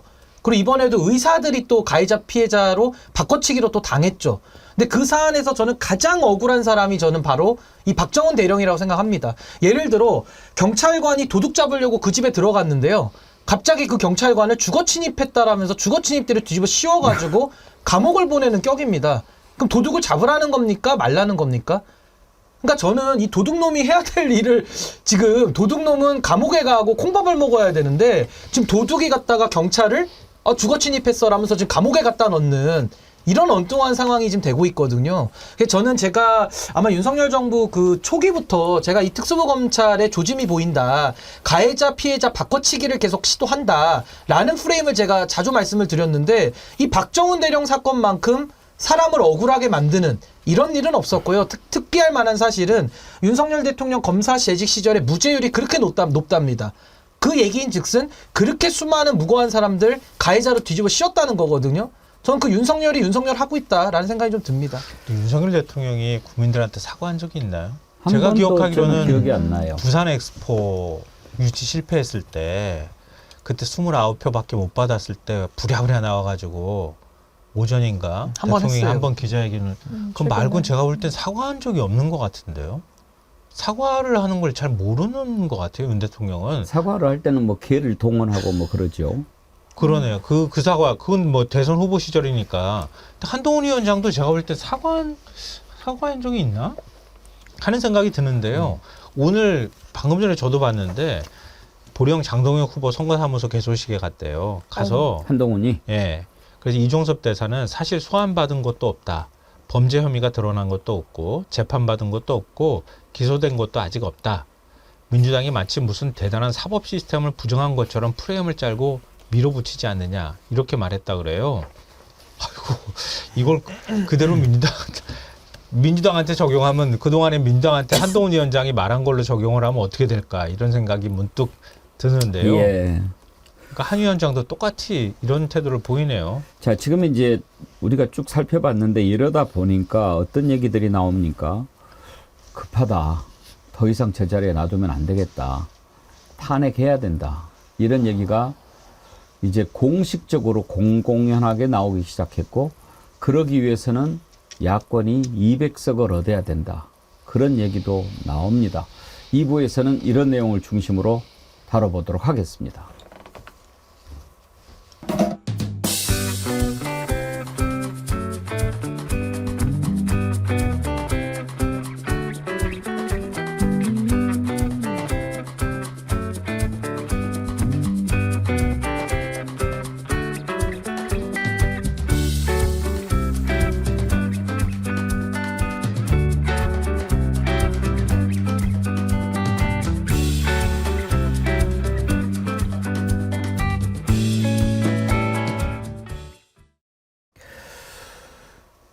저런 대통령을 그 자리에 계속 둬야 되냐, 이번에는 정리를 해야 된다. 그러기 위해서는 어떻게 해야 되냐, 이런 의견들이 이제 많이 나오고 있습니다.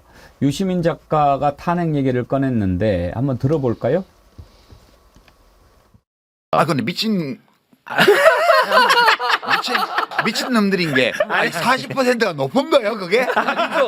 뭐가 높아, 진짜. 그게. 아니 28% 이렇게까지 갔다가 40%가 오르니까 엄청 오른 걸로 착각하는 거야. 네. 아니 그 높은 게 아니었어. 지지율 1%가 아니라 0%가 되고 의석이 100개가 아니라 10개가 되더라도 내가 옳다고 믿는 대로 하겠다. 네. 이렇게 가면 탄핵으로 가는 거예요. 아, 제가 볼 그렇게 때는. 가면은 이제 지금 무슨 얘기 끝에 나온 거냐면, 왜 저렇게 무모한 짓을 저질렀을까? 지지율이 40% 올랐다 뭐 이런 게 나오니까 그냥 불쑥 자신감이 생겨서 야, 이종섭이 내버려도 되겠다 이렇게 생각했을 거라는 거 아니에요. 그런데 저렇게 판단력이 떨어지고 마음대로 해버리고 그러면 결국은 그만두게 하는 수밖에 없지 않느냐, 장미 변호사님, 그런 얘기들을 하는 거예요 지금. 그런데 이제 민주당에서는 그런 기류에 대해서는 좀 조심하는 입장인 것 같더라고요. 왜냐하면 한번 전례가 있었어서 그런 것 같습니다. 이제 이해찬 전 대표가 우리 장기 집권 가능하다. 아하. 그리고 거기에 백업하는 여러 이제 뭐 자료들, 이론들이 많았어요. 이제 선거구와 관련해서도 유권자들 나이층 뭐 이런 걸 봤을 때 완전 재구조화가 시작됐다. 막 이런 이야기들이 있었거든요. 근데 제가 이 과정을 보면서 역풍을 맞더라고요. 그래서 어쨌든 저 자세로, 그게 뭐 선거 전략이나 정치 공학적인 선택지가 아니라 정말 지난 총선 때도요, 180석을 이겼지만, 그리고 서울 수도권에서 서울의 강남, 송파, 서초를 빼고는 민주당이 다 이겼지만 전체적인 이 표집으로 보면은 별로 차이가 나지를 않습니다. 대단히 좀 붙어 있는 거예요. 그러니까 빙으로 이기거나 지거나 승부가 갈렸거든요. 그래서 어떻게든 뭔가 변수를 좀 통제하는 쪽으로 민주당 지도부가 좀 전략을 짜고 있는 게 아닌가라는 생각도 들어서 200석 뭐 이런 이야기가 나오니까 이제 경고하고 이런 게 아닌가 싶더라고요. 예. 네. 근데 지금 탄핵을 얘기를 쉽게 꺼낼 상황은 아니지만, 김성환 평론가, 사실 국민들 마음속으로는 저는 이미 탄핵이 시작이 됐다고 생각해요. 대통령 지지율이 20%대까지 내려갔다고 올라오기도 하고 그러잖아요. 그 박근혜 전 대통령 탄핵 때 혹시 생각나시는지 모르겠는데, 그때 그래도 그렇게 국민들이 압도적으로 탄핵을 시켜야 된다 이렇게 얘기를 할 때도 20% 조금 안 되는 사람들은 나는 반대야 이렇게 얘기했었단 말이에요. 근데 윤 대통령 지지율이 29까지 내려가고 막 그러잖아요. 그러면 거의 탄핵 수준에 가까운 지지를 받고 있다 이렇게밖에 볼 수가 없는 거예요.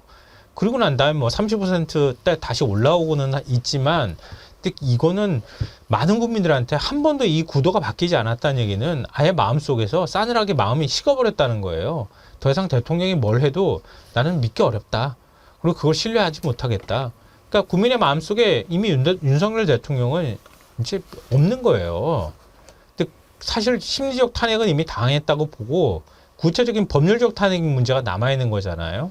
여기에 대해서는 사실은 뭐 민주당 얘기도 잠깐 하셨지만 어찌됐든 국민은 오만하면 심판하게 돼 있는 거거든요.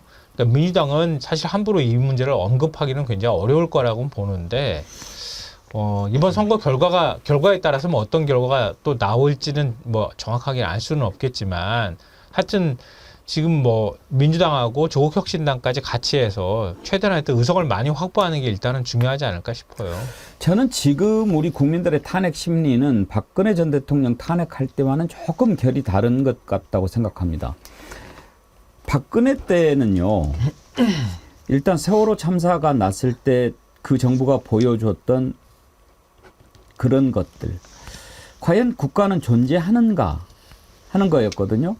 그런 의문을 가지고 있는데 나중에 보니까 박근혜는 헛개비네. 뒤에 최순실이가 다 이렇게 저렇게 했네.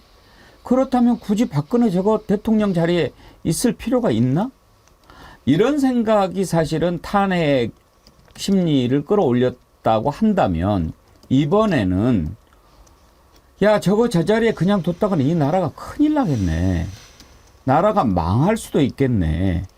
경제가 이렇게 되고 일본에 저렇게 되고 외국 외교관계가 이렇게 되고 저게 계속 있는 한 이 나라는 정말 큰일 나겠네. 어떻게 만든 나라인데 이런 두려움 그런 것들이 지금 탄핵 심리를 자극하고 있는 게 아닌가. 저는 개인적으로 좀 그런 생각이 드는데 어떠세요? 우리 신인규 위원장 보시기에는? 저는 이제 탄핵이라는 것은 최후 수단이고요. 가장 마지막에 가장 이제 국민들이 쓸 수 있는 최후의 비상 수단이다라고 생각을 하고 탄핵 그 자체의 절차를 보면 국회에서 200석 이상이 동의를 해야 되고요. 그 다음에 그것이 소추가 되면 헌법재판소에서 6명 이상의 재판관이 파면 결정을 해야 인용이 되는 거거든요. 근데 그런 절차적으로 봤을 때 국회에서 탄핵소추 의결이 굉장히 중요한데요. 저는 과거 전례를 비춰보면 한나라당이 노무현 대통령 탄핵을 소추했거든요. 그때 기준으로 보면은 윤석열 대통령은 탄핵을 지금 100번 이상 더 당해야 됩니다. 그때 공무원의 정치적 중립 의무를 발언으로 대통령이 위반했다 그래가지고 경제적 무능 실정까지 묶어서 탄핵을 했다가 역풍 맞았거든요. 그러니까 저는 국회에서 탄핵소추 의결을 할 수 있는 그 기준은 이제 민심을 따라가야 되겠습니다만은 우리가 겪었던 두 번의 전례에 비춰봤을 때는 윤석열 대통령 지금 탄핵을 당해도 100번 이상은 저는 당했어야 됐다라는 기준을 전 과거의 전례로 말씀드리는 거고 저는 이번에 200석이 왜 중요하다고 보냐면요. 과거에 박근혜 대통령 탄핵했을 때는 보수에서 60명 이상이 소위 말하는 찬성표를 던졌기 때문에 이 가능했던 겁니다. 그래서 국민들께서요. 그 추운 날 겨울에요. 15번 이상을 국민들이 매주 나가셨어요. 아마 더 될 겁니다. 횟수로 따지면은.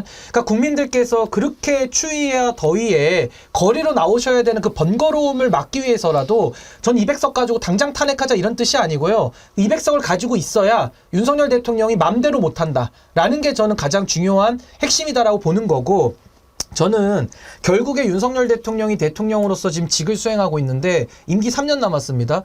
저분이 저 자리에 어떻게 갔나요? 뭐 공부 잘해서 갔습니까? 가장 정의로워서 갔습니까? 유능해서 갔습니까? 아니거든요. 국민들이 표를 줘가지고 민주적으로 선출이 돼서 갔기 때문에 결국 권한을 위임한 국민들이 도저히 이걸 못 지켜보겠다. 권한을 회수하겠다. 이것이 헌법과 법률에 정해진 절차입니다. 그게 민주주의입니다. 그리고 민주공화국 정신입니다.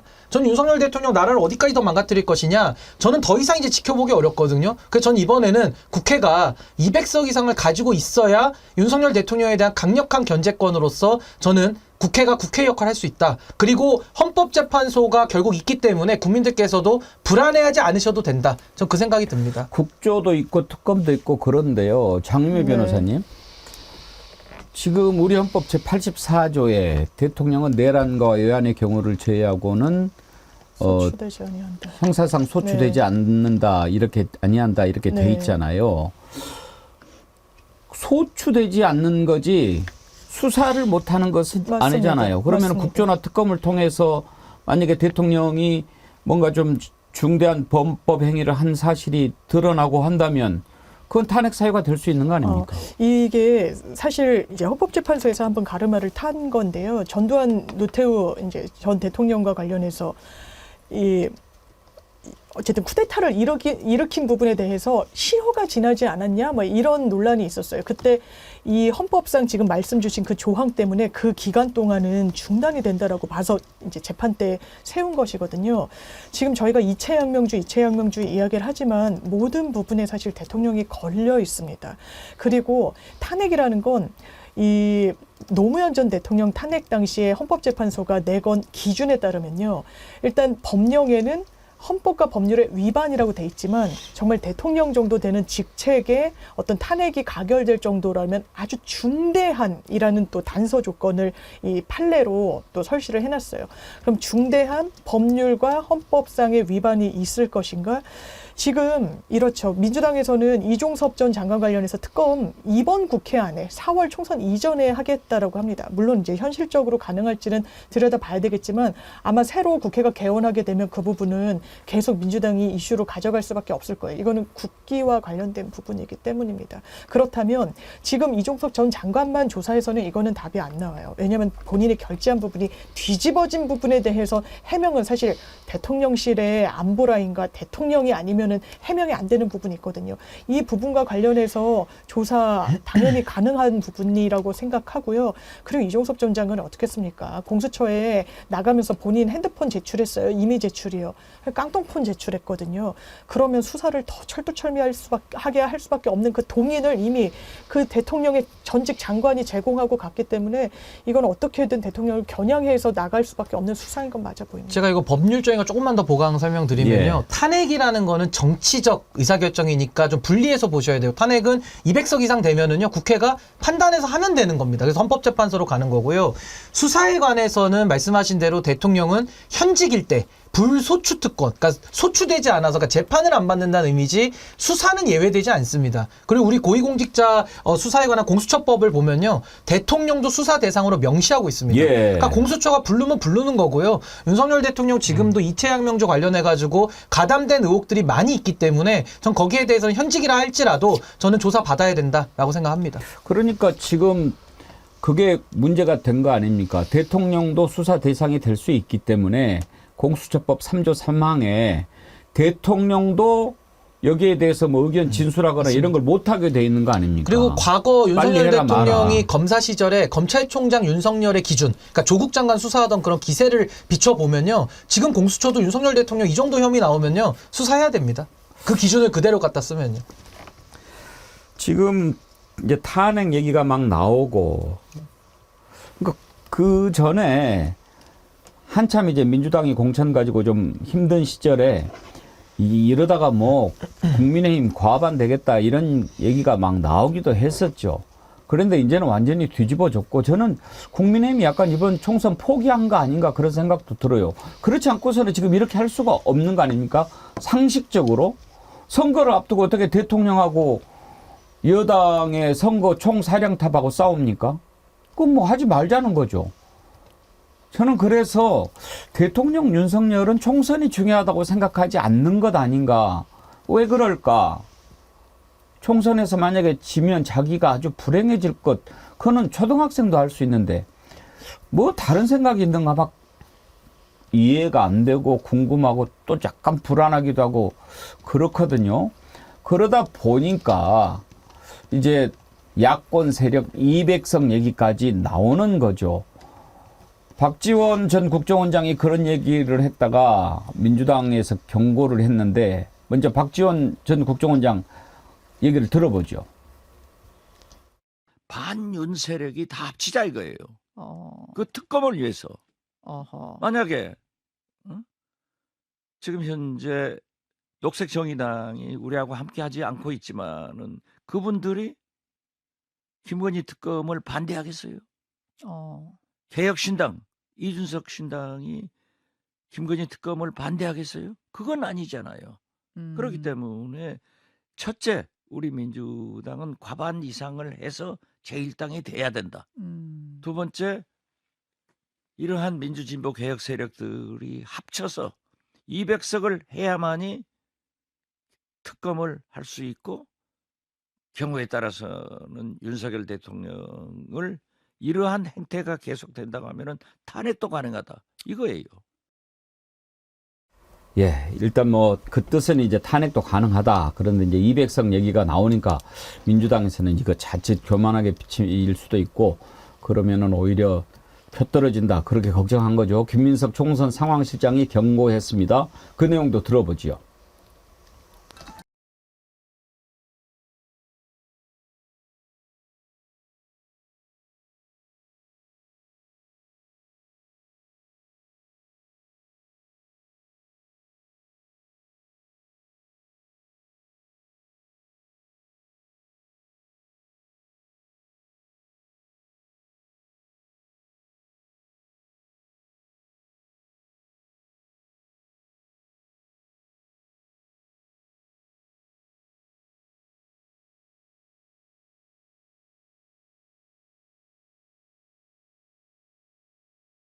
이제 김성환 평론가 흔히 우스갯소리로 골프하고 선거는 고개 들면 뭐 죽는다 그런 얘기도 있지 않습니까? 이제 그렇게 비춰질까봐 그런 것 같은데 어떻습니까? 이렇게 좀 취재를 해보면은 판세가 확연히 좀 정리가 돼가고 있는 것 같아 보이지는 않습니까? 판세가 뒤집어졌다고 이건 제 얘기가 아니고요. 오늘 동아일보에서도 그렇게 보도를 했고요. 예. 오늘 동아일보에서 민주당하고 국민의힘의 판세 분석 결과를 이렇게 같이 비교를 해놨더라고요. 비교를 했는데 뭐 복잡하긴 하지만 뭐 지난번에 49석인데 지금은 48석으로 좀 줄었잖아요. 한 석이 줄긴 했는데 차이는 지난 총선 때 국민의힘이 8석밖에 못 갖고 갔거든요. 49석 가운데. 근데 이번에 판세 분석한 걸 보니까 용산만 접전 정도 수준이고 국민의힘이 볼 때도 한강벨트에서 이길 만한 곳이 없다고 보고 있어요, 지금. 그러니까 다 백중세라고 보는 거예요. 이 얘기는 이전에 지금 분위기 바뀌기 전까지만 해도 한강벨트는 국민의힘이 다 가져간다. 이번에는 49석 가운데 한 20석 정도는 우리가 48석 중에 20석 정도는 갖고 올 수 있다. 이렇게 국민의힘에서는 얘기했었거든요. 지금 그런데 지난 21대 총선 8석 겨우 갖고 왔었던 수준, 거기에 한 석 더 얹어질까 말까 한 수준 정도, 판세 정도가 나오고 있다. 이렇게 봐야 되고요. 더 뭐랄까, 이게 흥미롭다고 해야 되나? 아니면은 지금 제가 예전에도 여론조사 설명드리면서 말씀드렸지만 낙동강벨트나 영남권 여론이 민주당한테 썩 그렇게 좋지는 않았거든요. 좋지 않았는데 지금 조사 나온 것들을 보면은 낙동강벨트하고 벨트에서 전반적으로 민주당이 상당히 선전하는 것으로 나와요. 이건 부인하기가 굉장히 어려운데요. 그러니까 한국사회여론연구소하고 한국리서치가 그 여론조사 실시한 걸 실시한 거를 동아일보가 분석을 한 걸 보니까요. 낙동강벨트 10개 선거구 가운데 국민의힘이 오차 범위 밖에서 우세한 지역은 부산 사흘하고 경남 양산갑 2개밖에 없었다는 거예요.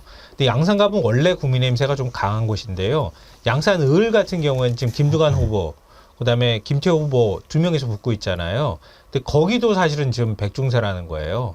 그러니까 우세하다고 얘기할 만한 데가 별로 없다는 거죠. 나머지 7개 지역구는 전부 다 접전지라고 분류가 되고요. 그중 3개는 국민의힘 입장에서는 열세, 4개는 우세 이렇게 나온다는 거죠. 그러니까 여론이 확실히 반응하고 지금 많이 뒤집어졌다고 하는 건 그건 뭐 부인하기 어려운 사실인 것 같아요. 뭐 TV조선에서 이대로 가다가 한 100석, 뭐 이걸 지금 보도를 하는 바람에 국민의 후보들이 전부 100석 이렇게 얘기하고는 있지만 제가 볼 땐 그건 좀 엄살에 가까운 얘기인 것 같고요. 그거보다는 조금 더 높다 하더라도 이전에 보였던 그 여론 지형하고는 지금하고는 많이 달라졌다 이렇게 봐야 됩니다. 장유미 변호사 네. 지금 뭐 이렇게 이제 총선 직접 관여는 안 하시지만 이렇게 후보들 보면은 선거 치를 때 이렇게 느낌들이 오거든요. 네, 네. 되게 본인들이 안다고 해요. 아, 이번에 내가 되겠네, 안 되겠네. 그 기류를 직접 느끼니까요. 예. 그리고 악수할 때 힘이 다르고 느낌이 다르다고 그러는데 혹시 최근에 좀 뭐 들은 얘기 있으신가요? 저는 그 얘기는 들어요. 오히려 오늘도 눈에 들어왔던 인터뷰 워딩이 있는데요. 김경진 후보가 동대문에 예. 장경태 후보랑 붙었잖아요. 이러다 500석으로 수도권 후보들 고꾸라질 거라고 인터뷰를 했어요. 500석? 500표 차이로. 500표 차이로. 정말 근접한 차이로. 왜냐하면 정권에 힘을 실어줘야 된다라고 생각하는 유권자들도 항시 계십니다. 그게 뭐 본인 판단이니까요. 근데 그게 다 퇴색하고 있거든요. 그리고 저도 여기저기 다니면서 이야기를 들으면 아주 좀 낙관을 했던 지역의 이 국민의힘 후보들도요, 대단히 낙담하고 있다는 얘기를 직간접적으로 정말 듣고 있어요. 이거는 대통령이 너무너무 잘못했기 때문이라는 게 또 그쪽의 울분입니다. 이거는 민주당이 평가하는 거 아닙니다. 국민의힘 내부에서 평가하는 거예요. 그러니까 대통령이 자책골을 넣었다라고 하고 평지 풍파를 일으켰다라고 언론이 쓰고 있어요. 대통령이요. 이 선거 판세에. 이게 누구 힘들까요? 지금 다들 정말 그야말로 아우성이에요. 국민의힘 후보들이요. 아주 몇몇 정말 누구를 갖다 꽂아도 될 법한 지역을 제외하고는요. 다들 울부짖고 있는 게 지금 한동훈 비대위원장과 대통령의 사실상 합작품 아닙니까? 제가 보수에서 정확하게 이건 진단을 해드릴 수 있는데 2020년도에 제가 송파 각 지역에서 제가 선거를 뭐 김홍원을 좀 도왔었거든요. 근데 그때 기준으로 보면 그때 2,000표 차이로 이겼습니다. 그러니까 아주 간신히 이겨가지고요. 송파 갑이라는 지역도 이제 상당히 좀 어려워졌구나를 그때 체감을 제가 했었는데 그때 당시에 미래통합당과 지금의 국민의힘을 비교하면요. 지금의 국민의힘이 훨씬 더 경쟁력이 떨어진 상태입니다. 제가 볼 때는. 그래서 더 얻을 표가 없고요. 게다가 지금 그때 2020년도에 미래통합당은 그래도 야당이어가지고 문재인 정부 싫었던 사람들은 그나마 결집해 있었거든요. 근데 지금은요, 그 결집도 떨어졌지만은 이제 여당이 됐기 때문에 더 큰 책임을 가진 상황에서 많은 분들의 기대가 더 실망으로 바뀌고 있어가지고요. 구도로 보면은 훨씬 더 안 좋은 겁니다. 게다가 이슈도 안 좋은 게 너무 많고, 뭐 인물 경쟁력도 2020년도보다 더 낮다고 볼 수도 없거든요. 그래서 저는 제가 가진 정무적인 감각과 모든 걸 좀 종합해 봤을 때는 송파 갑정만 놓고 봐도 이거 지난번 총선보다 더 어렵다. 그러면은 뭐 다른 지역은 이야기할 것도 없는 겁니다. 제가 볼 때는. 그래서 국민의힘은 이번에 아마 두 자릿수를 아마 걱정해야 될 상황 아니겠는가라는 생각이 좀 듭니다. 이제 총선이 그야말로 이제 코앞으로 다가왔지요. 오늘이 19일, 이제 다음 주, 그 다음 주인데요. 총선 결과도 매우 중요하지만 어떻게 보면 선거를 치르면서 정치하는 사람들은 가장 가까이서 국민의 목소리를 듣는 시간이 아닐까요? 그러면 좀 들었으면 좋겠습니다. 그래서 이번에 왜 이종섭이 돌아오고 황상무가 물러납니까? 국민의 목소리를 직접 들었기 때문이죠. 그래서 이렇게 하다가는 큰일 나겠구나. 다른 때 같으면 꿈쩍도 하지 않았을 용산 아닙니까? 그런데 왜 용산이 굴복합니까? 그렇게 하지 않으면 큰일 나게 생겼다고 얘기하니까 굴복하는 겁니다. 물론 표 떨어질까 봐 그런 거겠지만, 그렇지만 우리가 거기서 틈을 봅니다. 음유시인 레오나드 코헨이라는 아주 유명한 가수 있습니다. 제가 좋아하는 분인데 그분의 노래 중에 앤썸이라는 게 있는데 거기에 그런 가사가 나옵니다. 조그마한 틈은 항상 있다. 깨진 그 틈으로 그렇지만 빛은 들어온다. 우리가 그런 생각을 갖고 지켜봐야 합니다. 절대 꽉 막혀 있다고 희망이 없는 것 아닙니다. 그 사이에 반드시 틈은 있고 그 사이로 빛은 들어오고 그래서 희망이 있는 건데 그 희망을 가지고 우리가 4월 10일 기다려 봅시다. 여러 번 말씀드리지만 선거 혁명입니다. 제가 오늘 정리하는 동안에 잠깐 전하는 말씀 듣지요.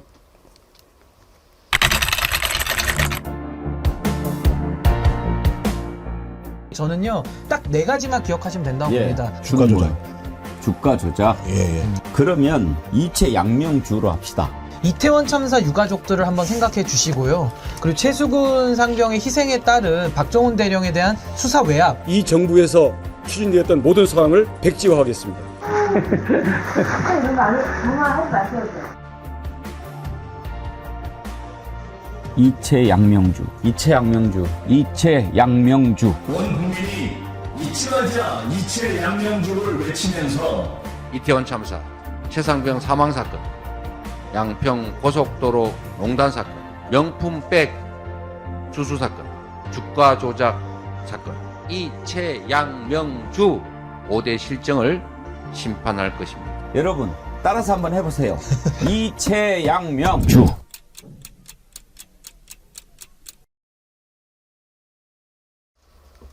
예, 오늘 댓글 저희가 준비한 리멤버 디퓨저, 이채양명주 디퓨저 받으실 분 두 분입니다. 한올님, 윤석열 세금이 네 사금 거냐? 아무렇게나 막 써도 되는 거냐? 일갈하셨지요. 엔젤민트님, 건의로 라인 맞춰가지고 하셨는데 왜 이렇게 선거 날짜가 긴 거니 하셨죠. 한올님, 엔젤민트님 선물 드리도록 하겠습니다. 오늘도 슈퍼챗 보내주셨는데 쪼사로스 조형래님, 인사권 남용한 윤석열 정권 심판위에서 분노 릴레이 시작합니다 하면서 2만 원 보내주셨고요. 양인주님도 2만 원 보내주시면서 무능무식한 정권 마음에 들진 않지만 대통령 추진력 한 가지는 마음에 듭니다. 대선 전 녹취록에 의하면 당을 뽀개버린다는데 지금 국힘 아사리판 만드는 추진력 대단합니다. 종철아 하니라 미안하다 아이디 이거 쓰시는 분이시죠. 지난번에도 보내셨는데 이번 22대 총선 채웁시다. 윤리의 분노를 투표로 채웁시다. 양춘 가절을 맞이하기 위해 이채양명주로 만들어서 보내셨구나. 이번 22대 총선 채웁시다. 우리의 분노를 투표로 채웁시다. 양춘 가절을 맞이하기 위하여 명운이 걸린 이번 총선을 통하여 주권 국가의 권력은 국민에 있고 모든 권력은 국민으로부터 나옴을 뼈저리게 가르쳐 줍시다. 네, 감사합니다. 슈퍼챗 보내주신 분들 제가 정말 감사드리는데요. 저도 슈퍼챗 한두 번 써봤는데 이게 그냥 지갑에서 돈 꺼내주는 거하고 다르죠. 여러 가지 생각하고 또 절차도 있고 이렇게 해서 보내주시는 그 마음 참 감사드립니다. 오늘 또 새로 정기 후원 가입해 주신 분도 진심으로 감사드리고요. 참 김성환 평론가 금요일 날 갤럽 여론조사 나오는 날인데 뭐 좀 새로운 거 있습니까? 네, 정당 지지율에서 변화가 많이 보이는데요. 정당 지지율에 일단 전체 정당 지지율로 따지면 민주당이 3주 전 수준으로 회복했다. 그러니까 33%가 나왔고요. 국민의힘이 3주 전에 40%였는데 지금 34%가 나왔습니다. 그리고 조국혁신당이 2주 전부터 조사가 시작됐는데 6%에서 지금 8%까지 올라간 상황이고요. 예.